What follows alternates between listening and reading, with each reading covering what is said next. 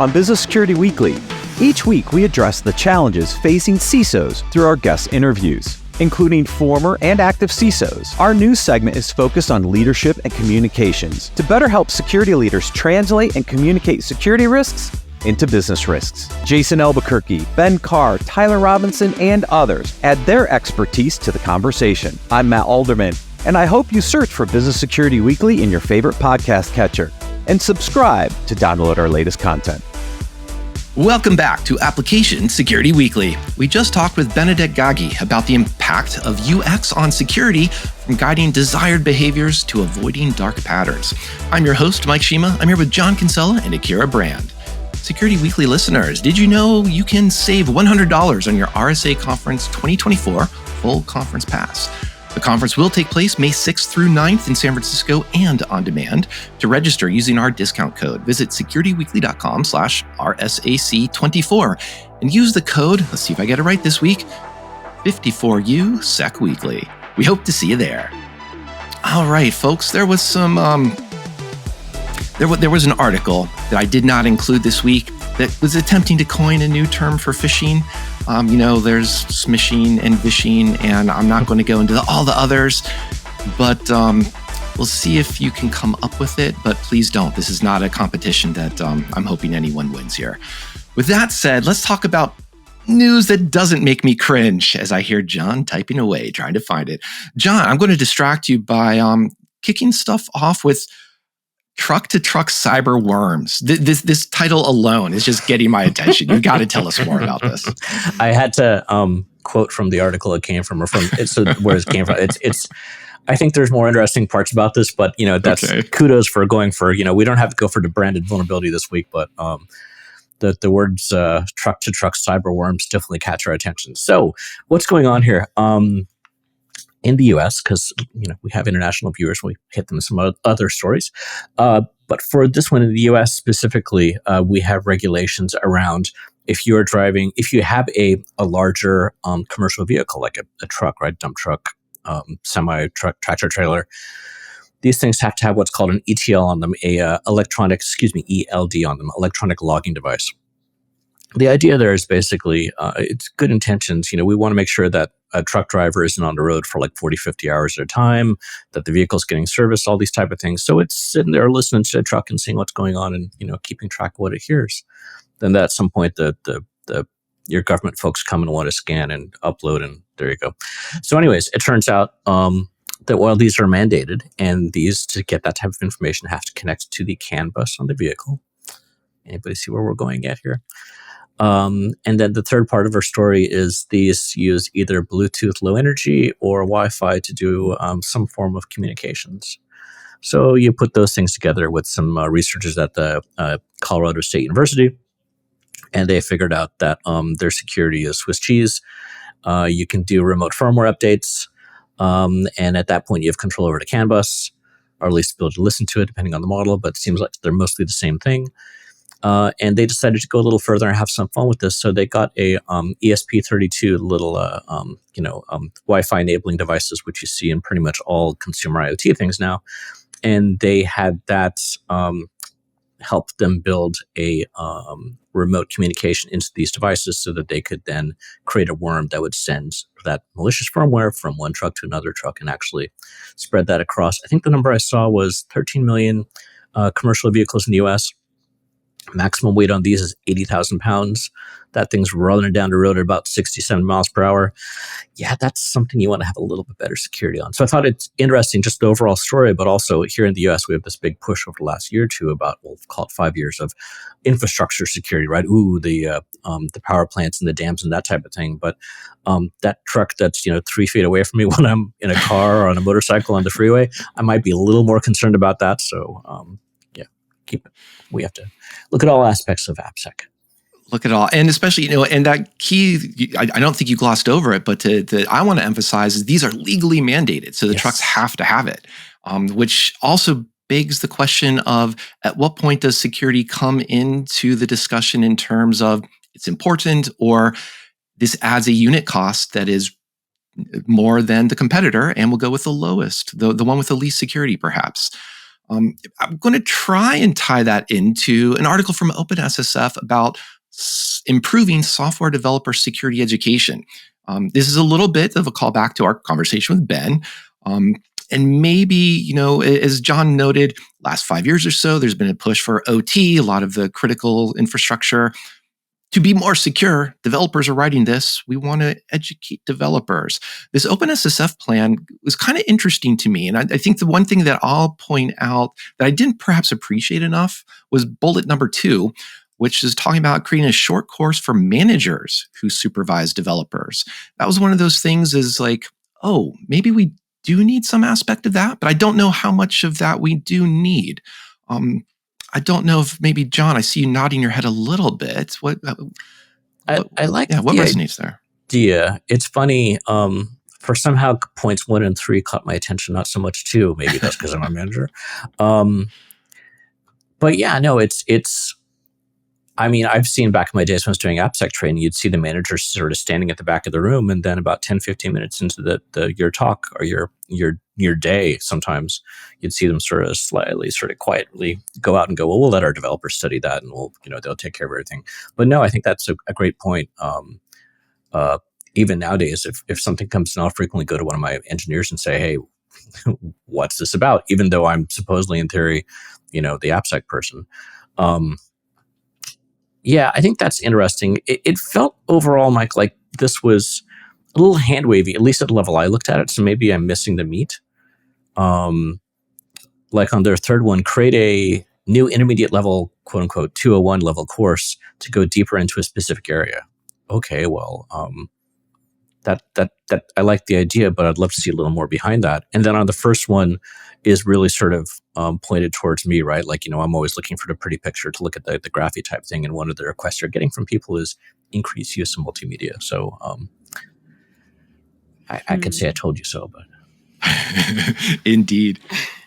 I kind of feel similar to you, John. Like, I want to know a little more about what, especially for point 2, what would be on this short course for managers? Like, would it just be something like, all right, here's the OS top 10 to make sure developers know this? Is it, here's what threat modeling is? Is it, here's what an AppSec program looks like? Is it metrics and KPIs that developers should be meeting at all organizations in order to be considered secure software developers?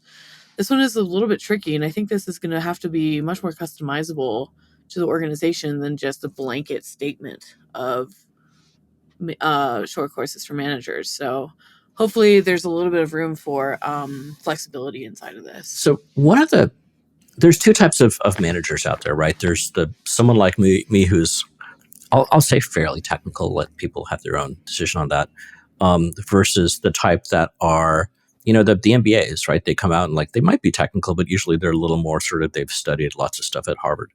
On the business side, I'm not saying Harvard doesn't have tech, but I think the balance theory, the way I carry our for everyone else is, I need to have enough knowledge. I'm always being a dance, even like, I haven't coded right now in probably 4 or 5 months, haven't written line of code, but there's always a dance going on for me, whether I'm coding or not, of like, I need to spend just enough time on the technical side of something so that when I'm either working with my team or I'm working with another team trying to get a point across, that I'm able to communicate with skill and confidence and hopefully correctness. So that's at least what I'd be looking for out of this is like, I don't need, OWASP top 10, okay, that's a start, but I'd want to be able to see, I want to be able to know enough that like if someone sort of quizzed me on it, like that I could say, hey, well, this is SQL injection and the idea is that like, blah, blah, blah, blah, and have some sort of level of it. So I might not need to know how to actually fix the code. I'd probably be good to know that, hey, in C# you're not going to have CSRF, or in the Microsoft frameworks in .NET, you're not going to have CSRF the way you'd have it in, I don't know, say like PHP. So I'd like to have some of those high level type things, but you don't need to know like which bits do I need to fix to actually fix the thing. Yeah, and some of the things that OpenSSF, this article does reference, some material from Intel that they're going to use for that bullet point too, about that training for managers. So be curious to see what that looks like as it comes out of Intel. The Appendix A of this also has a survey, if you will, of a lot of just other external resources, everything from SafeCode to SANS, etc. So it does have some links for those of you who are curious about what existing training is out there and you want some hints. You could go take a look. Hopefully what will come here is some more useful training that ties into what Akira and John have just been mentioning. One other quick note that I want to mention from their quick notes is that they do want to focus this on education, not entertainment. Now, I think there is still an entertainment aspect in terms of having mixed media, having pictures that actually convey images, but not having an overproduced 30-minute segment on number 1 of the OWASP top 10. Probably don't need that. Yes. And the other part is make it sustainable. One of the comments there's I think a theme throughout a couple of comments in here is that some of the material out there is old. Even some of the OpenSSF material is old and outdated. And so some of it is, do you update this to reflect the latest C++ programming, C# programming, PHP? Do you reflect it on things that reference cryptocurrency types of problems, reentrancy issues, things like this? Or do you update on certain classes of vulns? What do you target? So I think there's a lot of fun stuff to look at. Another nice thing that I want to say about this is that it has actually some dates, some targets that they're aiming for this plan. So it actually is a plan because it has dates, meaning we're going to come back and look at it over time. Now, we've been doing some back and forth talking about this particular article. There's also some back and forth that we could be doing if we were just some datagram packets. And John, you seem confused, but I'm anthropomorphizing a DOS here, setting up some loopback. Help us out. Saw that coming. I'm like, okay, he's talking about networking. Oh, wait, I had a story on that. Yeah. So another, how would I say? I guess you'd call this a class of vulnerabilities, Mike, Akira. So this is something called loop DOS. And the idea here, which this came out of Germany, CISPA. So this is not CISA. It's their German cousin. Hopefully that's a compliment. Have figured out that, so quick recap. UDP, lightweight protocol, networking protocol. Unlike TCP, it doesn't have the overhead of establishing and maintaining your a stateful connection, a session. So the benefit around that is for a lot of things where you want to be going fast, like either video games or say time syncing or old school protocols that didn't know how to do things better, like DNS. Use UDP, right? So nowadays, many of these have moved over to TCP, but still some are using UDP. And what these folks figured out is it took me a while because the first link I found for this actually went straight to their GitHub, and it basically just showed how you use a tool and didn't explain what the tool was doing. And I'm like, what's going on here? But basically, they scanned first looking for UDP servers, and they have found, another article told me, I think around 300,000 out there on the internet. And then once you've got this going into a Postgres database, they then go back and are able to select a class of these, either based off of IP address or port or things like that. And then they say, basically, I think in the story blurb I said they basically introduced, party A to party B and said, you two go ahead and have a lovely conversation. And the next thing you know, you've got two UDP servers sort of yapping back and forth at each other because they don't realize that they initially got packets which are slightly spoofed to make it look like the other one was talking to them. So now they're doing this talkie thing back and forth and not really coming to the end of their conversation. And that's DOS, right? So I don't know if you quite call it DDoS. I'm thinking it's probably still going to be a one-to-one type thing. You could do fan out, but still it's not going to be a huge, but UDP packets are great for doing DOS. So that's the overall thing. But at the end of the day, it's an application issue because all these applications that are sitting on top of UDP decided they're going to try and do their own session management or state management or things like that because reasons. And now it's like in those cases where they haven't been able to do it in a correct way, I'll say, giving a setup for another story, you now end up in a situation where, got another DOS. Another DOS. And I was also reacting initially to that, like, wait, CareGen, Echo, yes. TFTP, are these really still out there? Yes. But you did mention DNS and, NTP. So these are still some ancient protocols who should know better by now about adopting some TCP or some better state management as well. And Akira, I think you were going to mention something. And Akira's is on mute. So we're going to demonstrate the loopback. Akira, you have an error. Oh my God. Okay, so I have a question for the two of you. When does something move from being a security problem in the network layer, or then it goes to the application layer?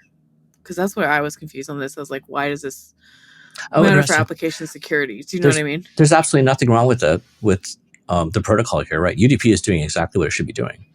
Okay. So that's not a vulnerability. I mean, it is a weak protocol by design, so that it is lightweight. So I think someone out there might say that, hey, UDP bad, the way some security engineers will say ICMP bad and block it on a firewall, which you shouldn't do. So hopefully less people block UDP as a whole compared to ICMP, but still. People will block, and to explain that really quick, people will block ICMP saying there's no reason to allow pings into my network. But the thing is, ICMP does other things like MTU negotiation and other backoffs. So you actually want to let that through, at least not just completely block it. So yeah, that's in a nutshell. And that's the problem where it's the application level, right? Because not just does DNS have to figure out how to correctly implement that state management or handshake or those type of things, but then so does Cargen, I can't even say it, I haven't said it for so long, or NTP, or all these different protocols, TFTP boots, blah, blah, blah, keep going, versus using TCP to do it. And indeed, as John was very helpfully setting up, the protocol is working as intended, meaning you could almost set up a formal verification that this protocol has been implemented, and I'm not going to say securely, but it has been implemented in the way that it was designed to operate. And that tees up this article from Trail of Bits, which is talking about fuzzing over formal verification. And to set this up a little bit, I'm going to hand wave a little bit on the idea of formal verification, which is essentially setting up, here's a mathematical model that represents how the application is supposed to operate, has things like invariance, meaning this situation should always be true. Here's a workflow where an input should always be within a class of value or a type of value. And the formal verification does some nice fun math. Some PhD theses run in the background, and voila, you are told that there are no bugs. So that aspect of sort of proving a negative is a very nice aspect about formal verification, because it's going to tell you there are no bugs or unexpected behaviors in the design of your system. On the other hand, we could just unleash fuzzing and just say, go find something wrong with it, and go sit back and sip some of our pu'er tea while it's been brewing, while the fuzzer goes off. And we don't need to train it too much and set up too many states for it. And I'm, again, hand-waving a bit for simplicity, but I definitely like the idea of being a fan of fuzzing on this one. I'm not sure how this falls out for you two. I think they're different. I think they sort of get at this lightly in the article. But so if you're looking for bugs, or if you're looking for security vulnerabilities or weaknesses, I would say go with fuzzing. If you are looking to, and I think it really comes down to that phrase, prove the design of a protocol or an application. And it's like, you've got, it's I think it's from a point of view of, I've got the spec, say I want to give it to Akira and have her implement, work with my API. And I've said, this is exactly what it's supposed to do. This is the type of response you're going to get. This is right. So I think in that type of case, I'm extending a contract to her for that API, that this is going to work when she communicates with it. So I want to be able to say in a verifiable manner that this is what's going to happen. It's not going to do something weird, and that the outputs are exactly what we're expecting. This is useful in, let's see, how can I say, maybe a firewall, or like a credit card system, if you're submitting your credit card numbers. So I think that the bill is going to come to your actual account. I think there's some differences there besides how can I manipulate that credit card system to put a different number in or a different amount in, or I think there's a slight difference in there between the two, but I don't know, maybe I'm reaching. I don't think so, but I think they're complementary, right? Like if you actually go to the bottom of the article, he talks about how you can consider this for your code only if the following are true, and I won't read them all out, but functionally that you've already done some fuzzing, and that you have the ability to write really good invariants. And I would say I would agree with that. Like, John, I think that's kind of what you're getting at is like maybe a little bit of both and. Correct me if I'm wrong. Never Not correcting you. Well, no, and I think part of that is, they talk about how much effort is kind of what this article boils down to. Is the effort of setting up the solvers, setting up our code so it can be expressed in a way that is conducive to formal analysis? Is that a sufficient trade-off for what we're doing versus just unleashing a fuzzer? And the trade-off might be important for a cryptocurrency smart contract that's dealing with a few $1 million. You don't want to lose a few $1 million, even though that's going to happen because it's cryptocurrency, and this is this is how things go. On the other hand, you probably do want that formal verification for something like a TLS protocol. And there's a lot of examples like that. Yep. They've been looking at Amazon's implementation of S2N, OpenSSL, I believe, although I couldn't find the good reference for it. But you probably don't have a formal verification for your CareGen or for your ICMP stack, even though it's a protocol that could lend itself to it. So just go and fuzz it. It might be quicker and easier. So I think that's where I'm kind of teasing out that engineering trade-off from this. But I will go ahead, Kara. I think you're going to say something. One last thing I wanted to ask, if I couldn't catch it in this article, but maybe someone else did, is what is the processing power looking like behind doing formal verification versus fuzzing? Like, which one is more expensive, as it were, in terms of computing power? From what I've seen, the resource utilization, the compute resource utilization, the resource utilization in fuzzing is compute. The resource utilization in formal verification is humans. So the human has to actually, because usually it's a separate team, they're both probably going to be separate teams, but they have to work with the engineers to figure out how to build this thing. What does that API look like? Because it's usually not documented as well as it should be. They go through a lot more communication and hand-holding and time, versus on the fuzzing side, there's a little bit of that, but it's like, just throw the fuzzer at and see what it finds. And there might be a little aspect that's more memory constrained or more memory heavy intensive for the formal verification than fuzzing. But I definitely like John's answer much better. So let's leave it at that. I did want to introduce, though, this idea of, I love Columbo. One more thing. That was a bad impression. I'll work on it. But Columbo always had that one more thing. And even with formal verification, you might run into, or memory safety or something else, you might run into that one more thing of something like a GoFetch attack. This is really fun because it's a side channel attack that is breaking constant time cryptographic implementation. So one of those things that might be done in a formal verification is saying, do you have a constant time comparison for the secret? So you're checking password, you're checking a secret. You don't want to leak information about how many characters are in the password, or how many, or is this correct, or is this byte in a secret key correct or incorrect? And so in order to prevent that type of leakage, you do what's called constant time processing. What some researchers did is build on some prior work around what's called DMP, data memory dependent prefetchers, which is basically a nice way of saying, let's run the CPU and see what does it do, what is it staging in its cache in order to be ready for the next instruction. And this article and the FAQ of this article has a really great way of human readable, non-technical to a degree way of talking through all of this problem. So I thought this was a fun article to bring in as a complement to that fuzzy to formal verification article, as well as just another one of those examples of really good communication about a problem.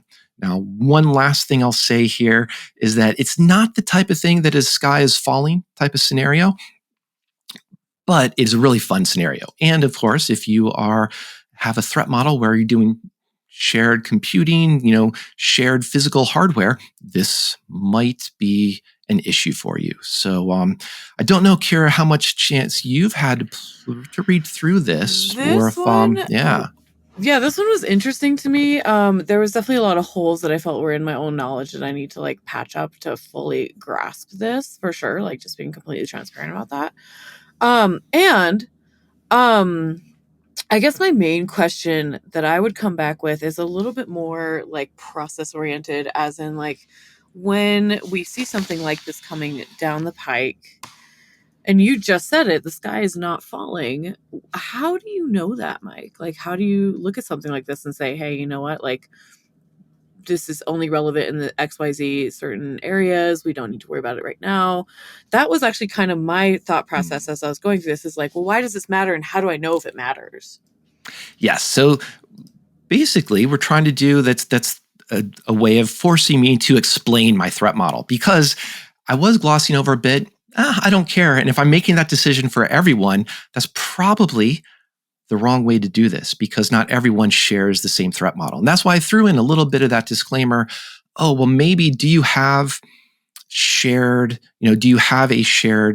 physical computing infrastructure where you have different users that are potentially mistrusted, insider threats, et cetera, versus if I'm the only user on my laptop and I don't have malware running, et cetera, I probably really don't need to worry about this. And even malware is very less likely to try to do this type of side channel attack to extract some RSA keys if I'm using that for my SSH key pair. And it's probably just going to do something like a keylogger, in the sense that there are other trade-offs, other ways that I can be attacked that have a much lower bar than re-implementing this. So it's a little way of what you're describing. Is maybe a good way to explain that is that callback to our discussion with Ben, is when AppSec shows up and they say, hey, we GoFetch vulnerability, this flaw just got released this week. You have, according to our vulnerability policy, you have 30 days to patch all of our systems.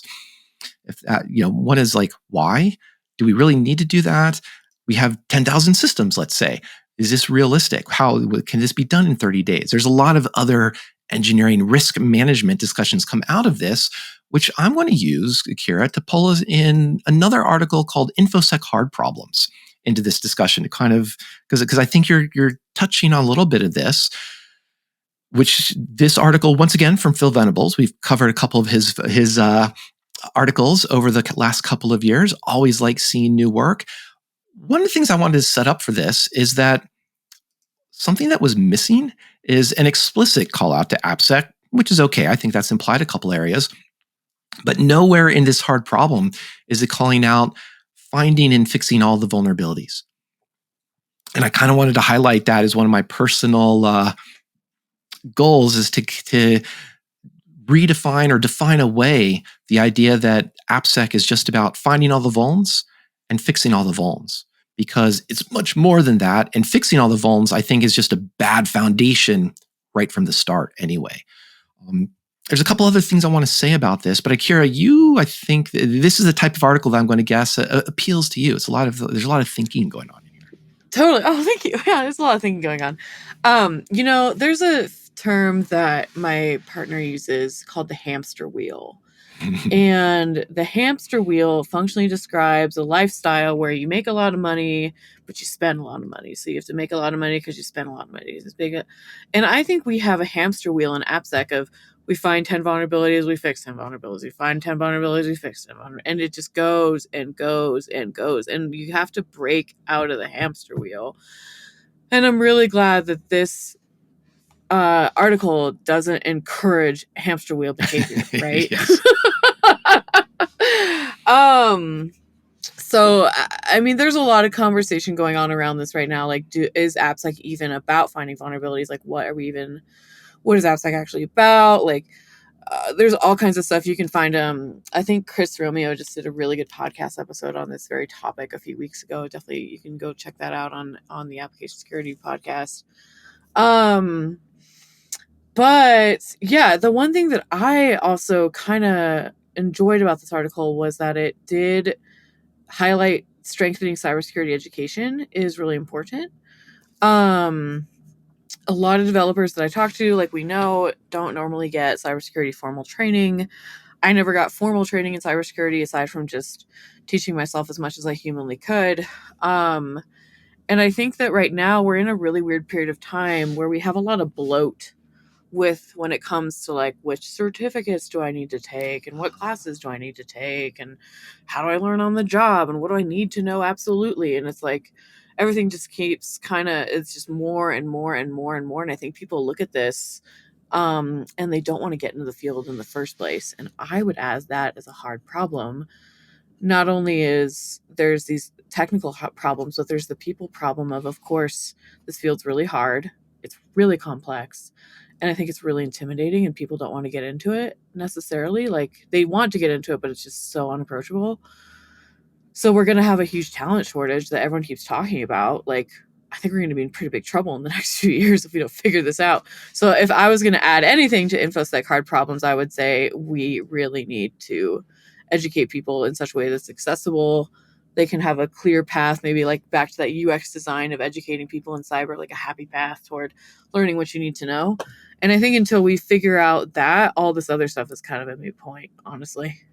Oh, interesting. I think, part of what this article was also pointing out is that a lot of this list of problems date back to 2005. So they're 19 years old, and they're probably hard problems because, as you were pointing out, even with the education aspect, there isn't a really easy point of reference. There's not like, oh, do this other thing. Mm-hmm. This is how you express what security should be, because a lot of the technology has changed. Some of the vulnerability classes has changed, even though some of the principles around authentication, access, defaults, allow listing, deny listing, trade-offs, those have been pretty static over the years, but they're still not known. And so I think the one thing that I like to point to is number 13, because 13 is a fun number, is the idea of systems thinking, or more specifically, that fail secure, fail safe design principles, or invert that to call them secure by design, secure by default. And I think that is where, to me, there's a greater appeal of interest for AppSec to invest in. I think there's better trade-off. And I think that's a way that you don't burn people out, because as you noted, that hamster wheel, that gets pretty boring over time, even for hamsters. Yes, even for hamsters, and we are not hamsters. We are not hamsters. So that's the new CAPTCHA. Are you a hamster? I'm a person, and my name is Anakin. Sorry. There we go. Some good deep cuts. We'll get some more Star Wars when May comes around for all you May 4th fans. With that, I think, Akira, we had to let John leave. He had to run off and do some important work things. But I want to say thank you for joining us. I want to say thank you to John as well. Thank everyone who's been listening. Please do subscribe, share on the socials, check out the show notes. And speaking of music, even though I didn't think we mentioned music enough, check out Digifunk from Infraction and Laserpunk. We'll see you next time on Application Security Weekly.